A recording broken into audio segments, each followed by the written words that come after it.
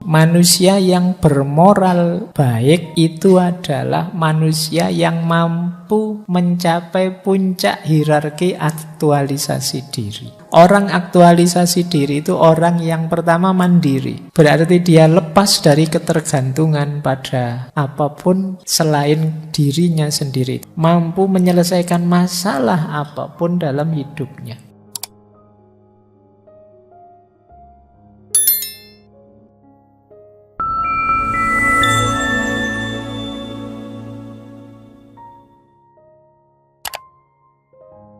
Assalamualaikum warahmatullahi wabarakatuh. Bismillahirrahmanirrahim. Malam hari ini kita awali dari teorinya seorang filosof etika namanya Lorenz Kohlberg. Teorinya terkenal sekali, teman-teman yang dari tradisi psikologi atau teman-teman yang pernah belajar filsafat etika insya Allah pernah mendengar nama ini. Kalau tidak, ya paling tidak malam hari ini sudah mendengar. Dan kita ayo belajar pelan-pelan. Manfaat apa yang bisa kita ambil dari tokoh kita malam hari ini. Beliau ini profesor dari Universitas Chicago dan sekaligus Universitas Harvard. Kelahiran tahun 1927, meninggal 1987. Meskipun anaknya orang kaya, ya beliau juga mengalami kepahitan-kepahitan hidupnya sendiri. Beliau ini pernah dipenjara, beliau ini Yahudi, pernah dipenjara karena itu dia membantu orang-orang Israel. Kemudian dalam perang tahun 48 itu beliau mengkampanyekan anti kekerasan. Ya, orang yang mengkampanyekan anti kekerasan di era di mana kekerasan jadi gaya hidup, ya dia jadi orang yang dianggap melawan arus. Kalau tidak, malah dianggap orang yang salah. Itu kan persis syairnya Ronggo Warsito itu kan. Menangi zaman edan itu sulit. Kalau ndak ikut edan, ndak kebagian apa-apa. Tapi kok ikut edan, ya masuk edan dipilih. Nah itu menarik kalau teman-teman baca Masnawinya Jalaluddin Rumi itu kan ada kisah tentang ketika situasi semua orang sudah lupa, itu justru satu-satunya orang yang ingat itu dianggap orang gila. Baik, nah kita belajar ya gagasan etiknya Lorenz Kohlberg ini. Ini teori beliau ini dikenal istilahnya berhubungan dengan dunia psikologi moral. Jadi belajar tentang etik tapi dikaitkan dengan kondisi psikologis kita. Kondisi kejiwaan kita. Nanti asumsi besarnya Lorenz Kohlberg ini, jadi kondisi mental kita yang itu berubah, yang itu berkembang, itu berhubungan juga dengan perilaku moral kita. Jadi moralitas itu bertahap, berjenjang. Kalau asumsinya Lorenz Kohlberg, ya kondisi jiwa kita mempengaruhi perilaku moral kita. Makanya kalau ada orang kok kelakuannya gitu ya, atau orang itu kayak gitu kok dia merasa baik ya, itu berarti ya di situ level moralnya dia. Jadi tahap moralnya dia di situ. Kadang-kadang kan kita heran, menurut saya loh itu jelas tidak sopan, menurut saya itu jelas pelecehan, tapi kok dia merasa baik-baik saja ya, aman-aman saja ya, merasa ya memang seharusnya begitu. Nah, kalau pakai teorinya Kohlberg ini, ya memang levelnya dia di situ. tingkatan moralnya dia ada di situ. Ya ini malam hari ini kita belajar itu biar kamu ndak heran dan juga ndak ngamuan juga kalau ketemu orang-orang semacam itu. Jadi kalau ada kelakuan-kelakuan yang ndak cocok sama kalian, tinggal disimpulkan saja, oh memang level moralnya masih di situ, kurang tinggi. Meskipun ya saya sarankan pertama-tama kalian sebelum ngejudge orang, menilai orang, nilai diri sendiri dulu. Kamu levelmu terus ada di mana? Ketika engkau menganggap orang lain standar moralnya rendah, nah standarmu terus ada di mana? Malam hari ini kita cek ya, nanti kita ada di mana kalau pakai teorinya Kolbeck ini. Moralitas kita ada di titik mana? Jadi malam hari ini kita mempertemukan kajian filsafat dan kajian psikologi. Kajian tentang etik itu kan cabangnya filsafat. Cuma nanti kawin dengan kajian psikologi. Baik. Silahkan yang sudah siap-siap tidur, doanya di tata.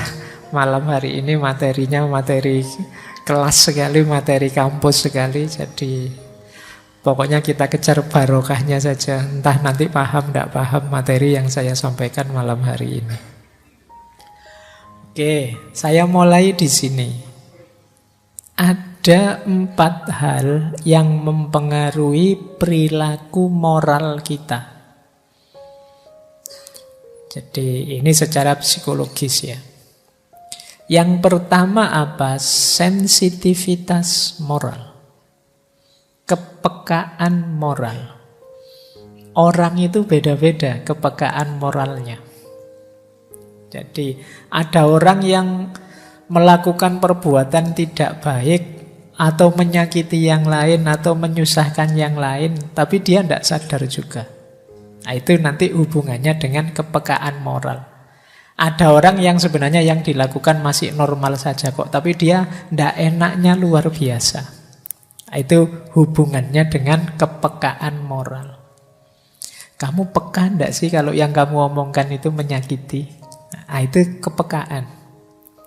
Saya mau tanya temanku ini sudah punya pasangan apa belum ya? Nah, tapi kalau tak tanya tersinggung enggak ya? Nah, itu berarti kamu punya level kepekaan sendiri. Atau jangan-jangan kalimatku tadi menyakiti dia. Nah, itu hubungannya dengan kepekaan.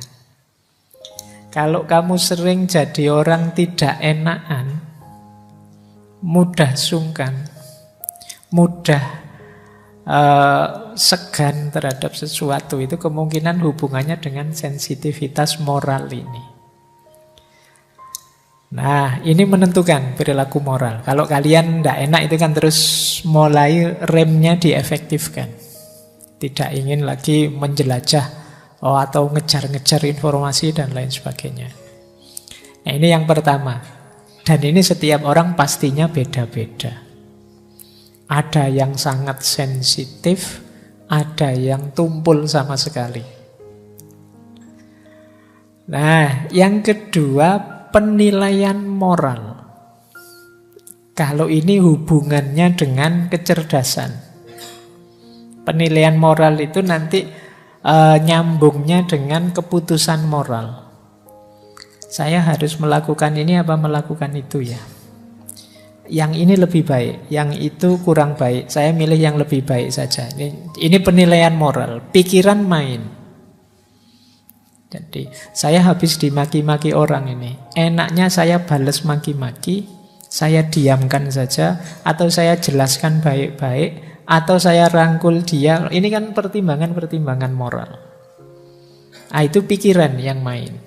Kalau sensitivitas tadi mungkin kepekaanmu, perasaanmu. Tapi penilaian ini banyak berhubungan dengan pikiranmu, akalmu. Ada yang menyebutnya pertimbangan moral. Pertimbangan itu berarti mempertimbangkan, menimbang-nimbang. Enaknya ini atau itu ya. Ini harusnya saya bersopan-sopan ke dia atau saya lugas saja ngomong apa adanya. Ini pertimbangan moral. Oke, jadi pikiranmu dipakai. Jangan dikira kalau moral itu tidak pakai mikir. Dulu pernah kita bahas satu sesi kecerdasan moral, kecerdasan etik, dan berpikir etik. Oke, kalau tiba-tiba kalian misalnya ya sedang enak-enak ngaji gini, terus teman-teman yang ada di sebelahmu batuk terus, misalnya, ayo kamu melakukan apa? Kamu hibur dia, kamu keluar ngambilkan minum, jangan-jangan dia memang butuh air, atau kamu hibur saja, atau kamu doakan saja. Ya Allah, semoga temanku tidak batuk-batuk lagi. Apa begitu saja? Apa yang kamu... Loh, itu kan pikiranmu kerja. Jadi itu yang disebut penilaian moral. Nanti ini berhubungan dengan keputusan moral. Oh, ini yang saya pilih. Nah, yang kedua itu, jadi moralitas seseorang itu berhubungan dengan sensitivitasnya, berhubungan dengan kecerdasannya. Yang ketiga juga berhubungan dengan motivasinya. Dorongan dari dalam dirinya untuk berbuat baik, untuk milih yang lebih baik. Ada loh orang itu yang tahu kok secara pikirannya dia ini lebih baik. Dan dia sadar kalau ini menyenangkan orang atau menyakiti orang. Tapi motivasinya kurang dia. Alah, ngapain sih capek-capek melakukan itu, sudahlah.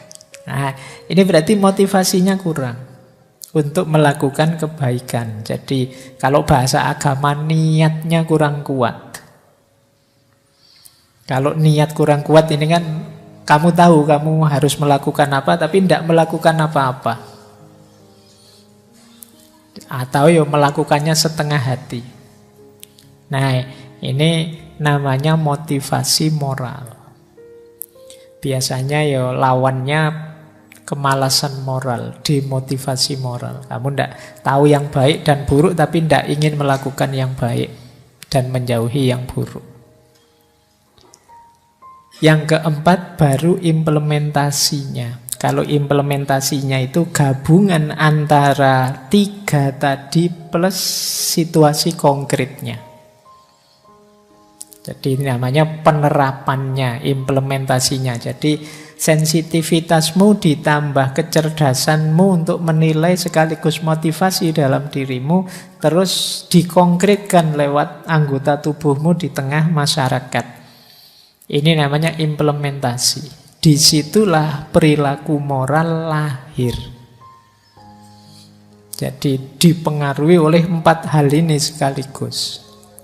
Jadi kalau kalian ingin menganalisis perilaku moral seseorang, kalian tinggal bagi, sejauh mana dia sensitif, sejauh mana kecerdasan moralnya bekerja, sejauh mana dia termotivasi untuk melakukan perilaku moral itu, dan implementasinya seperti apa. Nah, ini 4 hal yang berpengaruh dalam perilaku moral kita. Ya, ini yang membuat setiap orang itu bisa beda-beda perilakunya. Karena apa? Sensitivitasnya beda-beda, kecerdasannya juga beda-beda, motivasinya juga beda-beda. Jadi, maka keputusan moralmu dengan temanmu, mungkin dengan adikmu, dengan keluargamu bisa saja sangat jauh berbeda. Kenapa? Isi komponen 3 tadi beda. Sehingga implementasinya beda-beda. Oke, baik. Nah, ini silahkan nanti kalian renungkan ya, perilakumu sejauh mana kamu sensitif secara moral, peka. Sejauh mana kamu cerdas secara moral, dan sejauh mana kamu termotivasi untuk jadi orang yang bermoral. Ada loh orang yang tidak termotivasi jadi orang yang bermoral. Banyak mungkin orang yang putus asa dengan moral. Alah Pak, saya bermoral, akhirnya saya yang paling sulit, saya yang paling sengsara. Saya toleran bantu teman, terus akhirnya ya saya susah sendiri, teman-teman ketawa-ketawa enak. Saya paling sumpek misalnya. Terus dia putus asa dengan moral. Ada yang begitu. Nah, silahkan kalian renungi ya. Profil moralitasmu itu bisa diambil dari 4 variabel ini. Lanjut. Nah, sekarang kita mulai masuk ke teorinya Kolbeck. Tahap-tahap perkembangan moral. Kita awali dari dasarnya yang mempengaruhi Kolbeck. Yang banyak disebut orang berpengaruh tentu saja gagasan psikoanalisisnya Freud. Ini tulisannya Freud. Biasanya kalau mahasiswa baru membacanya masih Freud. Tidak apa-apa, masih murni berarti masih asli. Belum terpengaruh barat. Oke. Nah, teman-teman mungkin masih ingat ya, kalau di teorinya Freud, komposisi psikologis kita itu kan isinya 3. Id, ego, dan superego. Jadi hidup kita itu ada 3 komponen. Id itu bawah sadar, ego itu kenyataannya, superego itu ideal-ideal, termasuk ideal moralitas. Nah, kalau id tidak kelihatan, kalau ego itu diri kita yang kelihatan, kalau superego itu dari luar diri yang masuk ke dalam diri. Jadi kalau di teorinya Freud kan id itu biasanya muncul secara tidak sadar demi ketika kita ingin senang atau menghindari rasa sakit. Biasanya orang itu begitu mengejar kesenangan atau menghindari rasa sakit, aslinya kelihatan. Kenapa? Dorongan bawah sadar.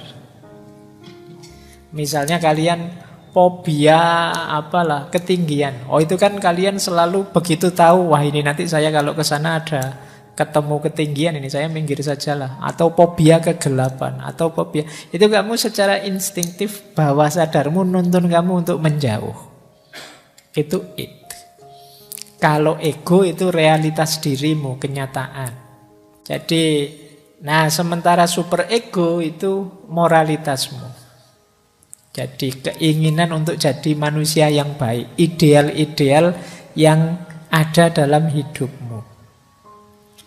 Nah, kalau id itu prinsipnya kenikmatan, menghindari rasa sakit. Kalau ego itu prinsipnya kenyataan.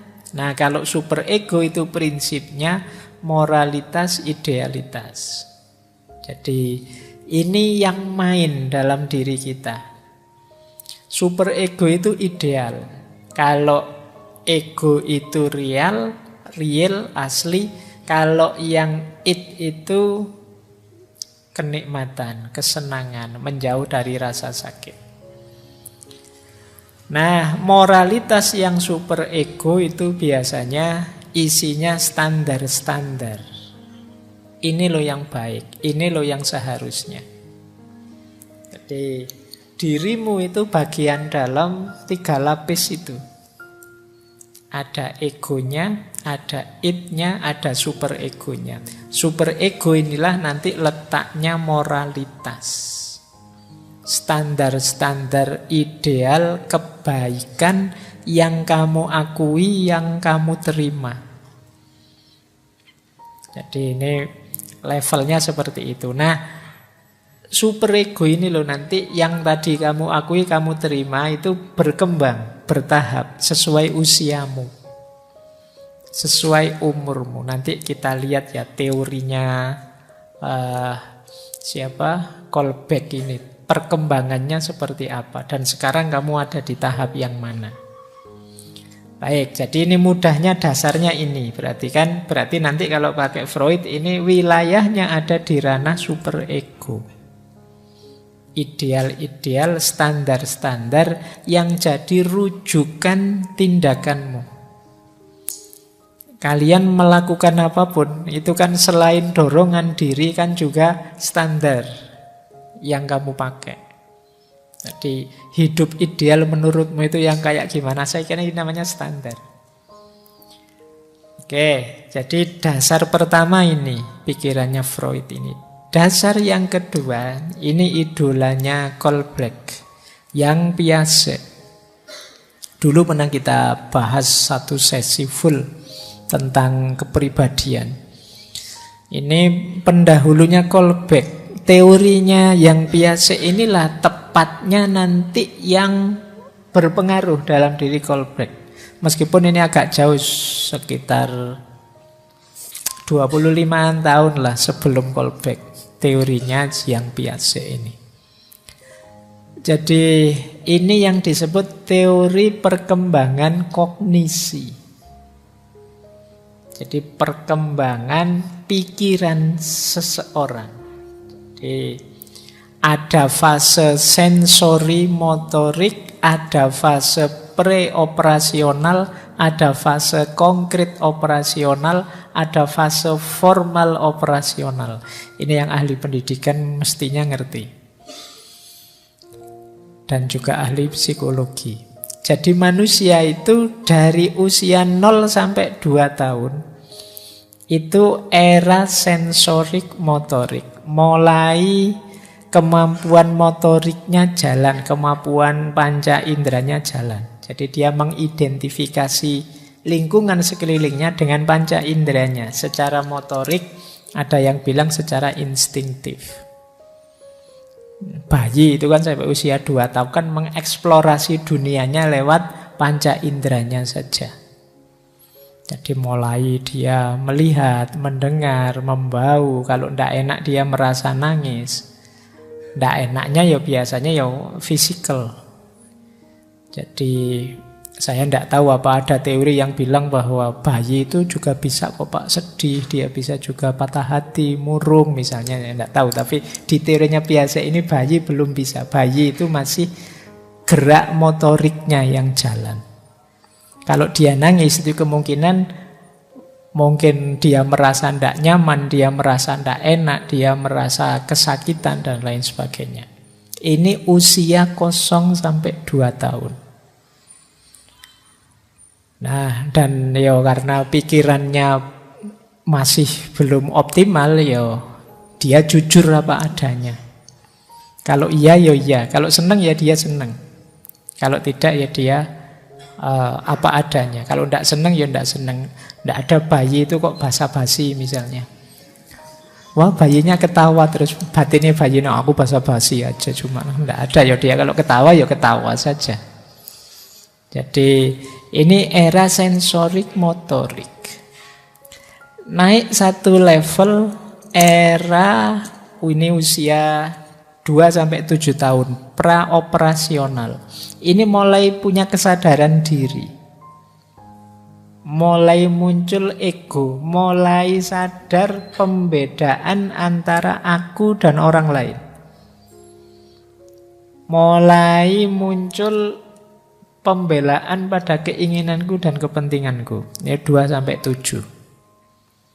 Ini makanya kadang-kadang usia-usia ini itu ya cerewet-cerewetnya, ngeyel-ngeyelnya. Karena akalnya baru hidup, baru sadar, wah aku itu ternyata sosok yang berbeda dengan yang lain. Aku punya keinginan. Aku punya tujuan sendiri. Ya, tujuan hidup yang sejauh kemampuan dia berpikir. Masih untuk mencari senang. Nah, coraknya egosentris. Jadi, mulai bisa ngomong, mulai bisa menerjemahkan realitas dalam kata-kata. Tapi masih egois, level dirinya sendiri saja yang difikirkan. Ini era preoperasional. Makanya kalau ada teman-teman kok sudah besar kok sangat egois, jangan-jangan kamu usia batinmu tidak beranjak dari 2 sampai 7 tahun itu. Yang dipikir dirinya sendiri, terus tidak pernah mempertimbangkan orang lain. Nah, yang ketiga ada konkret operasional. Kalau ini sudah mulai bisa berpikir cerdas, berpikir kritis. Pikirannya mulai utuh, 7 sampai 12 tahun. Makanya kan ada hadisnya itu kan, anak-anak yang usia 7 tahun mulailah perintahkan sholat. Dia mulai, pikirannya mulai jalan memang. Mulai bisa diinstruksikan. mulai bisa berpikir logis. Kalau saya begini, begitu. Wah, ini mulai bisa merancang, enaknya saya itu begini. Biar saya untung begini. Ini usia 7-12. Usia-usia begini, misalnya kalian suruh apa, biasanya mencari keuntungan konkret jangka pendek. Ayo kamu sholat, nanti tak beliin HP. Itu dia senang. Ayo ikut puasa yuk, nanti kalau bisa sampai maghrib, hadiahnya adalah buka puasa. Padha wae ya. Jadi ini anak kecil seneng. Jadi pokoknya menghitung-hitung apa keuntungan yang dia peroleh, karena dia berpikirnya sudah logis. Dan sudah mulai mencair egosentrismenya. Dia mulai bisa merasakan kesenangan-kesenangan dalam berbagi dengan teman, dengan sesamanya. Makanya usia-usia ini kan dengan temannya sangat kuat ikatannya. Senang-senangnya bermain, konkret, operasional. Nah, puncaknya orang dewasa itu 12 tahun ke atas. Kalau pakai bahasa agama ini saatnya balik sudah. Kalau yang cowok berarti waktunya khitan, waktunya sunat. Nah, ini dianggap sudah matang emosinya dan pikirannya. Sudah mampu berpikir abstrak. Sudah mampu berbagi. Sudah ngerti perannya di tengah masyarakat. Ini umur 12 ke atas.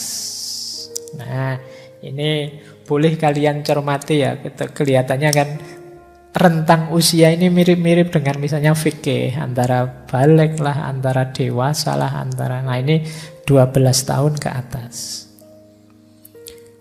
Setelah itu ya sudah dianggap manusia dewasa. Meskipun untuk nonton film dewasa nunggu 17. Sekarang malah ditambah. Sekarang film-film itu tidak 17. Saya lihat tulisannya 18. Saya tidak tahu kalian ada tidak yang sudah ekstra dewasa, berarti kan itu sudah 17-18 ke atas. Tapi keutuhanmu sebagai manusia dalam berpikir mempertimbangkan itu, kalau pakai teorinya yang biasa ini 12. Jadi matang. Harusnya sejak usia itu kalian sudah dewasa berpikirnya. Meskipun ada saja orang yang sampai mahasiswa semester 5, semester 6 masih seperti umur 2-7 tahun tadi. Itu kalian perlu pendewasaan diri. Mulai agak latihan biar tidak terlalu egois. Baik, saya lanjutkan. Yang ketiga, yang sering dianggap berpengaruh dalam gagasannya Kolbeck adalah teorinya Maslow. Dulu kita pernah bahas satu sesi full. Masih berhubungan dengan kepribadian. Kalau ini level aktualisasi dirinya manusia. Jadi moralitas itu kalau di Maslow, Abraham Maslow, ini bukan Maslow membacanya. Maslow itu nama, jangan dibaca Mas itu ya Mas. Low itu rendah, jadi Mas yang kelas rendah. Enggak. Maslow itu lengkap. Jadi moralitas berhubungan dengan aktualisasi diri. Manusia yang bermoral baik itu adalah manusia yang mampu mencapai puncak hierarki aktualisasi diri. Kalau di Maslow dulu kan aktualisasi diri itu kan level. Ada level fisik. Ada naik satu level kenyamanan, keamanan. Ini dua level pertama ini sebenarnya kebutuhan dasar. Orang kalau terpenuhi kebutuhan dasarnya baru naik ke level rasa memiliki dan cinta. Kalau fisiknya belum beres, sulit naik ke level selanjutnya. Kalau kalian fisiknya sakit misalnya, wah urusan cinta-cintaan nanti dulu lah. Sembuh dulu, sehat dulu. Kenapa? Yang bawah belum terpenuhi. Kalau dalam situasi tidak aman misalnya, dalam situasi perang nyawamu terancam, itu ya mbok ada orang wirawiri cakep juga tidak di pikiranmu gimana caranya selamat.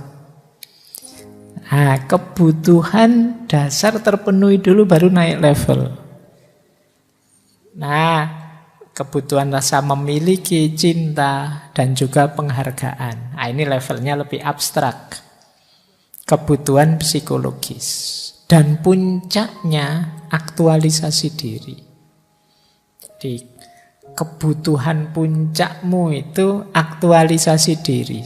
Cirinya, ini ringkesan sebenarnya dari ngaji filsafat yang dulu, orang aktualisasi diri itu orang yang pertama mandiri. Berarti dia lepas dari ketergantungan pada apapun selain dirinya sendiri, itu namanya mandiri. Kalau masih banyak bergantung pada di luar diri, berarti belum puncak aktualisasi dirimu. Kamu itu mampu kok untuk mandiri. Yang kedua, realistis. Jadi menerima kenyataan hidupnya apa adanya. Yang ketiga, problem solver. Mampu menyelesaikan masalah apapun dalam hidupnya. Karena dia mandiri, ya ada masalah dia selesaikan sendiri. Ada lagi yang menarik menurut saya, punya selera humor yang tinggi. Orang bisa berhumor ria, itu berarti hidupnya nyaman. Jadi kalau kalian sedang sumpek, stres kan diajak guyon susah. Nah, bisa guyon, bisa bergurau, itu berarti kamu bisa menikmati hidupmu. Tidak mencurang, terus sumpek, terus koyok-koyok hidup itu berat gitu. Nah, berarti kurang aktual hidupmu. Orang yang menganggap hidupnya berat itu kan sebenarnya nyambung dengan tadi. Dia belum menerima hidupnya apa adanya. Siapa sih orang yang tidak ada kurangnya? Siapa sih orang yang tidak ada masalahnya? Tapi orang yang mampu memuncakkan aktualisasi dirinya, ya menyadari itu, menerima itu, dan bisa menikmati itu. Makanya bisa bergurau, bisa humor. Nah, ya kalian tetap harus hati-hati ya. Nanti saya sudah bisa humor kok Pak, tapi teman saya tidak. Ya hati-hati kan, nanti humormu dianggap serius sama temanmu. Yang tidak ngerti humor, tidak bisa humor. Oke ya, baik. Jadi sense humornya tinggi. Kan ada orang itu ya sense humornya tidak terlalu tinggi. Kalau ada orang guyon, dia menangkapnya lama. Yang lain ketawa sudah selesai, dia baru, oh iya, wahahaha, gitu terakhir. Yang lain sudah selesai, kamu baru ketawa. Baru, oh iya, lucu ya. Iya, kamu mikirnya kesuwen, lucunya sudah lewat. Kamu baru tertawa. Nah, ayolah, hidup ini bisa kita nikmati, kita syukuri saja. Orang yang tidak bisa humor, ya kemungkinan sulit mensyukuri hidupnya. Nikmati hidupmu. Dan yang terakhir tentu saja menghargai proses. Dia sadar kok untuk mencapai apapun ada prosesnya. Tidak ada yang instan. Apapun itu. Nah, ini hidupmu nyaman sudah. Nah, ini ciri-ciri orang yang mampu mengaktualkan dirinya. Dia mandiri, realistis, problem solver, selera humornya tinggi, dan menghargai proses. Ini basis-basis teori dari Maslow, dari Freud, dari Piaget tadi, yang nanti dipakai oleh Kolbeck untuk merancang gagasannya tentang tahap perkembangan moral.